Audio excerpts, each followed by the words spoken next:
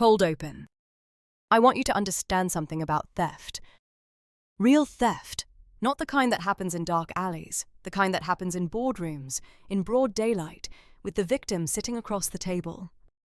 Marcus Hargrave stole £460 million. He took it from 32,000 people. These were his employees. They had worked for his companies for decades. They had trusted him with their retirement. He didn't hide. He didn't run. He sat on the board that was supposed to protect the money. He attended every meeting. He signed the documents. The auditors came in every year. They reviewed the accounts. They signed off. Clean. The regulators received the filings. They reviewed the paperwork. They found nothing wrong. And every year, while they were all watching, he took more. On November 5th, 1991, Marcus Hargrave fell from his yacht into the Atlantic Ocean. His body was recovered the next day. Within 72 hours, investigators discovered what he had done. The pension funds were empty. I need to tell you how this happened, how a man stole the retirement savings of 32,000 people, how he did it in plain sight, and why nobody noticed until he was dead. Marcus Hargrave arrived in London in 1964 with nothing. He was born in Eastern Europe. His family had been killed in the war. He had survived by hiding, by lying about who he was, by becoming someone else entirely. These were skills he would use for the rest of his life. Within 2 decades, he built an empire: newspapers, publishing houses, television stations, scientific journals. The Hargrave Communications Group sprawled across 3 continents, 24,000 employees, annual revenues exceeding £1 billion. But here is what mattered about Marcus Hargrave. He didn't just own companies, he owned people. Politicians called him for advice. Prime ministers attended his parties. He had the private numbers of heads of state. When he walked into a room, people stood. When he spoke, people listened. When he wanted something, people gave it to him. This is important, because what he wanted eventually was their pensions. The Hargrave pension schemes were established in the 1970s. There were 2 main funds, one for the publishing division, one for the communications division. Combined, they held approximately £500 million, money contributed by workers over decades, cleaners, printers, journalists, secretaries. They paid in every month. The company matched their contributions. The money grew. When they retired, it would be there. That was the promise. Here is the structure that was supposed to protect them. The pension funds were overseen by boards of trustees. These trustees had a legal duty, a fiduciary obligation. They were required to act solely in the interests of the pension holders. Not the company, not the shareholders, not the owner, the workers. The trustees hired professional fund managers to invest the money. They hired actuaries to calculate the liabilities. They hired auditors to verify the accounts. Every year, the auditors from Whitmore & Associates signed off. Every year, the regulators at the Occupational Pensions Authority received the reports. Every year, everything appeared to be in order. But there was a problem with this structure, a problem that nobody seemed to notice. Marcus Hargrave sat on both pension boards. He controlled the appointment of the other trustees, and the fund managers invested heavily in shares of Hargrave companies. The money that was supposed to be independent, the money that was supposed to be protected, it was inside his empire, and he was watching it. Let me explain how pension theft actually works. It doesn't happen all at once. It happens gradually. A transfer here, a loan there, small movements that nobody questions. Until the money is gone. The first documented irregularity occurred in 1985. Hargrave needed cash. He was trying to buy a television network in the United States. The banks wanted collateral. He used pension fund shares. This is technically illegal. The shares belong to the pensioners, not to him, not to his company, to the workers who had paid into the fund. But who was going to stop him? He controlled the trustees. The trustees approved the transaction. The auditors noted it as an intercompany arrangement. The regulators never saw it. The television deal closed. Hargrave repaid the collateral. The shares went back into the fund. No harm done. That's what he told himself. That's what everyone told themselves. But something had shifted. He had crossed a line, and nothing had happened.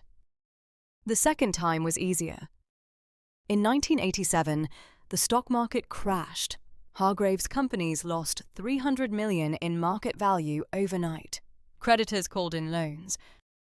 He needed cash immediately. He took $47 million from the pension funds, not as collateral this time, as a direct transfer. The money moved from the pension accounts to a private holding company in Liechtenstein. From there, it moved to another company in the Cayman Islands.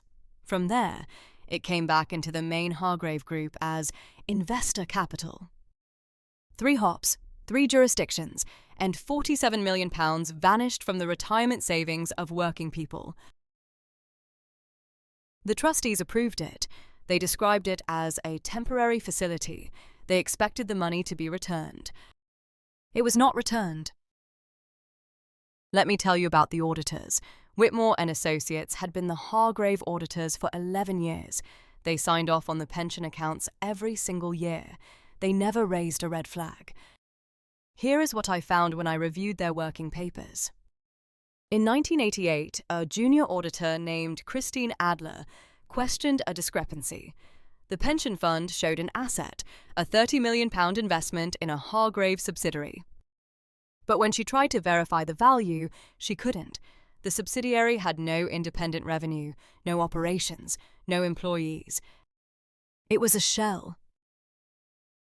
She raised the issue with her supervisor. Her supervisor raised it with the partner. The partner called Marcus Hargrave directly. Within a week, Christine Adler was removed from the audit. The discrepancy was explained away, and the accounts were signed. I found her. She's retired now. She told me she knew something was wrong, but she also knew what happened to people who challenged Marcus Hargrave. Their careers ended. Their reputations were destroyed. He had newspapers. He could print whatever he wanted about anyone. She stayed quiet. For 30 years, she stayed quiet. She still has trouble sleeping. By 1989, Marcus Hargrave had a problem. His empire was built on debt. Every acquisition had been funded by borrowing. Every expansion required new loans to service the old ones. The banks didn't mind. As long as the share price kept rising, the collateral was good. As long as the revenue kept growing, the interest was covered. But the share price stopped rising, the revenue stopped growing, and the banks started asking questions. In early 1990, Hargrave owed £400 million to Thornton Merchant Bank alone. They wanted to see the books. Real books, not the public filings. He refused. He called the bank's chairman. They had dinner together. Old friends. The audit request was quietly withdrawn. But other creditors were less accommodating. The American investment bank, Sterling Price, demanded repayment of a £90 million facility. They had heard rumours. They wanted their money back. Hargrave didn't have it, so he took it from the pensions again. This time, the mechanics were more sophisticated. He created a series of mirror trades. The pension fund would buy shares in a Hargrave company. A connected entity would simultaneously sell the same shares. The pension fund paid. The money flowed through. The connected entity transferred it to Hargrave personally. On paper, the pension fund had assets. In reality, it had purchased shares in companies that were already collapsing. By late 1990, the scheme was accelerating. He was taking money faster than ever. The desperation was visible if you knew where to look. One former executive told me something I cannot forget. "He stopped sleeping," she said. "You'd see him at 3 a.m, still in the office. He was reviewing numbers, the same numbers, again and again." He knew. He knew the collapse was coming. He knew what they would find when he was gone. But he couldn't stop. The alternative was to admit what he had done, to face the workers he had stolen from, to lose everything he had built. And that, for Marcus Hargrave, was impossible. In September 1991, Thornton Merchant Bank finally acted. They sent a team to review the company's actual financial position, not the reported position, the actual position. What they found terrified them. The Hargrave Group was insolvent. Liabilities exceeded assets by more than £200 million. The only reason it was still operating was the pension money. The bank's team reported back to their chairman. The chairman called Marcus Hargrave. That call lasted 90 minutes. No one knows exactly what was said. But 3 days later, Marcus Hargrave boarded his yacht. The Lady Helena was a 190-foot motor yacht. It was registered in Panama. It had a crew of 14. It cost £6 million. It was purchased with company money, maintained with company money, staffed with company money. Marcus Hargrave often said it was the only place he could think clearly. On November 4th, 1991, the yacht departed from Gibraltar. Hargrave was the only passenger. The crew said he seemed agitated. He took calls throughout the day. He made calls throughout the night. At 4:25 in the morning, on November 5th, the crew noticed he was missing.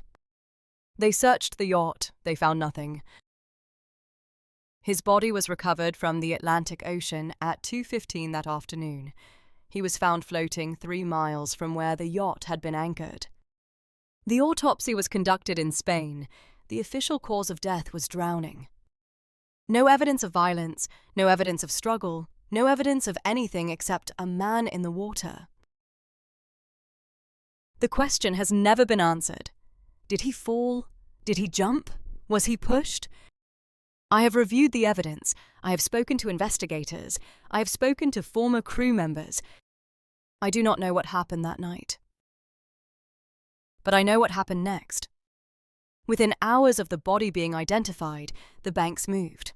Thornton Merchant Bank called in their loans. Sterling Price called in their loans. 3 other institutions followed. The Hargrave Communications Group was placed into administration on November 8th. The administrators were a firm called Preston Lynch.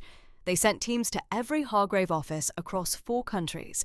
They seized documents. They froze accounts. They began the audit. On November 11th, they found the first discrepancy. On November 12th, they found the second. By November 14th, they understood the scale. The pension funds were supposed to hold £500 million. They held £40 million. $460 million was gone. Let me tell you about the people who lost their money. 32,000 of them. Cleaners who had worked in Hargrave buildings for 30 years. Printers who had run the presses for his newspapers. Journalists who had written the stories. Secretaries who had typed his letters. They had paid in every month 5% of their salary, matched by the company. Some of them had contributed for 40 years. They had been promised a pension, a modest retirement, enough to live on.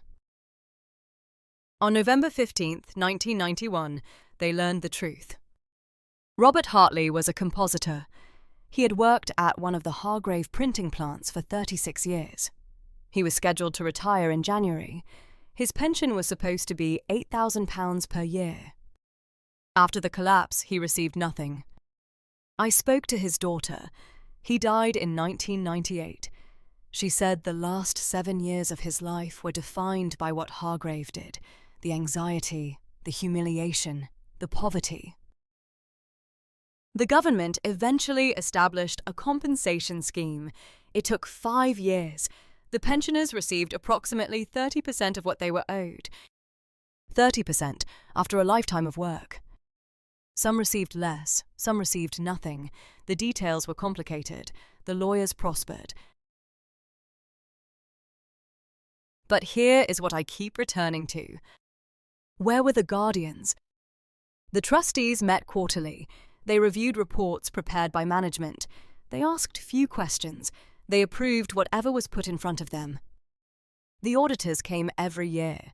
They followed procedures. They documented their work. They signed off. The regulators received filings. They reviewed paperwork. They found nothing amiss. All of these systems existed to prevent exactly what happened. All of them failed. I have studied this collapse for months. I have read thousands of pages of documents. I have spoken to dozens of people who were there. And I can tell you something that disturbs me. The failure was not an accident. It was not a gap in the rules. It was not incompetence. Marcus Hargrave understood how oversight works. He understood that trustees defer to founders. He understood that auditors fear losing clients. He understood that regulators avoid confronting powerful people. He didn't evade the controls. He captured them. One by one, quietly, over years. By the time he started taking the money, there was nobody left to notice. The pension rules were reformed after the collapse. Independent trustees became mandatory. Conflicts of interest were restricted. Regulatory powers were expanded. These were good reforms. They would have helped. But they missed the point. Epilogue. I want to leave you with something. When Marcus Hargrave started, he was brilliant, driven, perhaps even admirable. He built real companies. He employed real people. He created real value. But somewhere along the way, something changed. It didn't happen suddenly. There was no single moment, no dramatic turn. First, he noticed the trustees did what he wanted. Then he noticed the auditors signed what he gave them. Then he noticed the regulators never asked hard questions. Each time nothing happened, he learned something. He learned that the systems designed to constrain him had become systems he controlled. That is when the money started to move, not before, after. After he had already hollowed out the oversight, after he had already compromised the watchdogs, after he had already captured the people who were supposed to say no. The theft of £460 million was the final act. It was not the first act. The first act happened years earlier, in boardrooms, in audit committees, in regulatory meetings, in quiet conversations where hard questions were not asked. 32,000 people lost their retirements. A man died in the Atlantic Ocean. An empire collapsed. And the lesson that matters most is hidden at the beginning, not at the end. Where the watchdogs were, and why they were already gone.